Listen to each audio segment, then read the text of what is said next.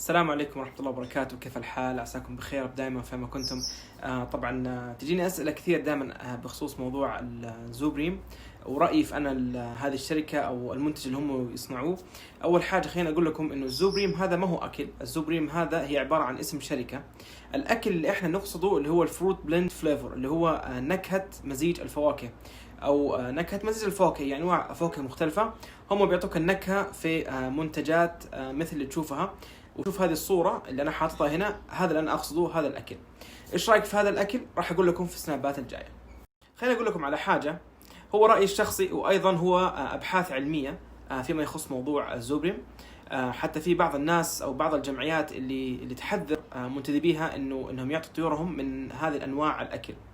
ما أتكلم بشكل عام على كل الشركات، لا، يعني مثلا عندك زي شركة فيرسلاجا عندها منتج لكن بدون نكهات إضافية، بدون ألوان.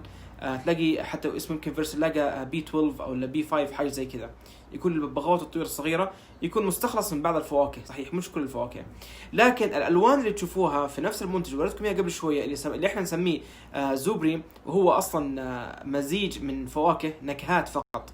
هذه حتى الألوان والصبغات اللي موجودة فيها هي ما هي تابعة لأي، هذه ألوان صناعية، لكن فيها نكهة الفواكه اللي يحبها الببغاء يحب يأكلها. هل هي تفيده صحيا؟ الإجابة هي وبكل صراحة ما منه أي فائدة أبدا، اللي أنا قلت لكم عليها اللي هي الألوان والأشكال هذه على أشكال الفواكه اللي فيها نكهات، ويكون مكتوب فيها فروت بلند فليفر مثل ما وريتكم في الصورة قبل شوي. هذه كلها نكهات وليست أكل طبيعي، ولذلك برضو ينطبق انه هو ما منها اي فائدة صحيا على الطيور، حتى لو كان مكتوب انه هو من ناتشرال او طبيعي او صحي. هذه صحي انك تاكله بدون ما تنأذي، يعني يقصد الطيور، لكن صحي مو انك تاكله ويرجع لصحتك.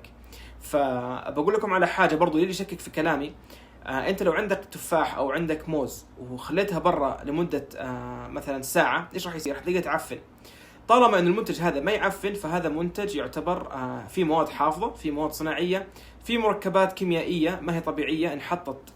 حتى لو كان خليط فعلا فواكه وهي لمجرد نكهة ما هي فواكه، يكون مليء بالعناصر والاشياء الكيميائية اللي موجودة معاه، والنكهة ممكن او اللون اللي حاطينه الصبغات والنكهة ممكن تكون مأخوذة فعلا طبيعية، لكن انت مليان في اشياء ثانية حاططها فيه سيئة وما هي ما لها اي نفعة للطيور.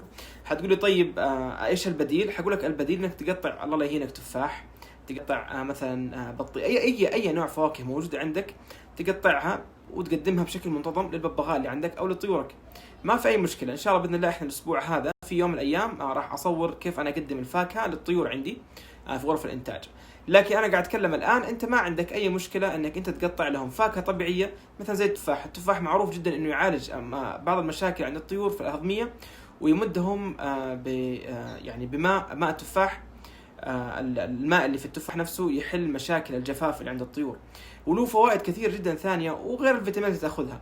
فانت خذها، هذا الشيء من الطبيعي احسن من الاشياء الصناعية. لك انا اقولها وبكل امانة انه الزوبريم هذا هو منتج فقط تداول عندنا بشكل كبير جدا على اساس انه هو فاكهة، لكن نفس المنتج مكتوب عليه انه هو ما هو فاكهة ولا حتى هو مستخلص من الفواكه.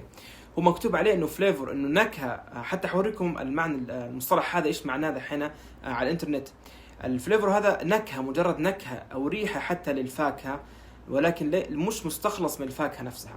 ومثل ما قلت لكم الدليل انه الفاكهة عندنا تخرب، لكن المنتج هذا عمره ما يخرب. فهذا دليل برضو يثبت قد ايش هي فيها اشياء حافظة انها تحفظ هذه الاشياء من الخراب. هذا كان الموضوع ببساطة، وعشان احل بس عشان اجاوب على كثير من الاسئلة مرة واحدة فيما يخص رأيي عن هذا المنتج. يعطيكم العافية واسف على الإطالة. عندنا كمثال مكتوب فروت بلند فليفر، هذا طبعا شركة زوبريم نفسها نتكلم عنها. with natural يعني يقول لك انه مع نكهات طبيعية.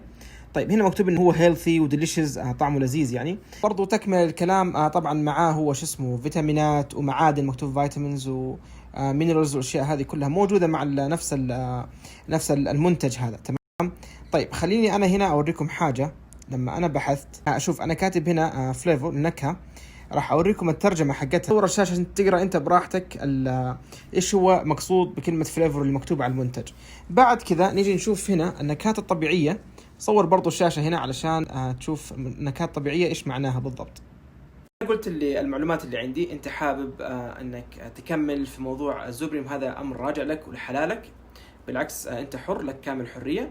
حاب أنك أنت تبحث أكثر، أنا أعطيتك بعض النقاط ممكن أنت تبحث عنها أكثر وتفهم أكثر.